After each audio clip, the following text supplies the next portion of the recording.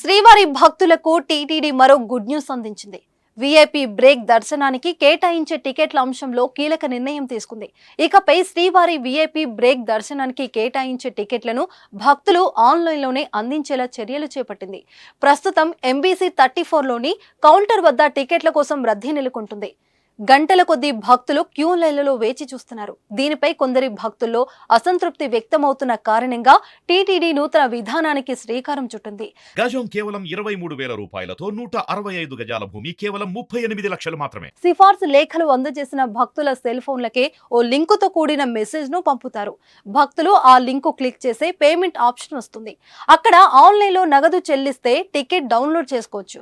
2 రోజుల నుంచి టీటీడీ ప్రయోగాత్మకంగా ఈ విధానాన్ని అమలు చేస్తుంది. భక్తుల నుంచి ఫీడ్బ్యాక్ కూడా తీసుకోనున్నారు.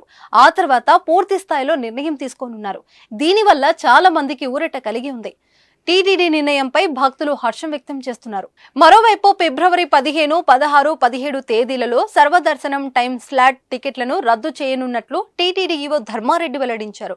అలాగే రథ సప్తమి రోజు వీఐపీ బ్రేక్ దర్శనంతో పాటు వయోవృద్ధులు, వికలాంగులు, చంటి పిల్లల తల్లిదండ్రులకు ప్రత్యేక దర్శనాలు ఉండవని, ఆ రోజు ఆర్జిత సేవ రద్దు చేసినట్లు వివరించారు.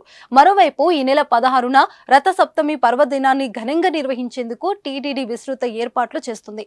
మొదటి రోజు అంటే ఫిబ్రవరి 16న సూర్యప్రభ వాహనంలో శ్రీవారిని ఊరేగిస్తారు. రెండో రోజు చిన్న శేష వాహనం, మూడో రోజు గరుడ వాహనం, 4వ రోజు హనుమంత వాహనం, ఇక 5వ రోజు చక్రస్నానం వంటి సేవలు నిర్వహిస్తారు.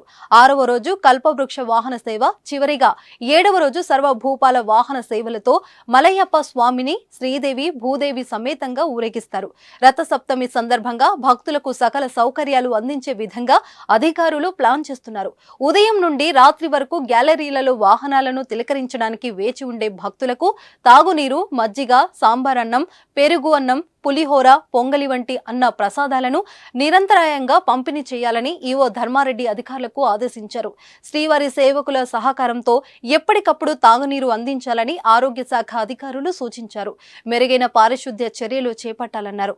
అత్యవసర సేవలందించడానికి వీలుగా వైద్య సిబ్బంది, మందులు, అంబులెన్స్ వాహనాలను కూడా సిద్ధంగా ఉంచుకోవాలని ఆయన వైద్యాధికారులకు సూచించారు.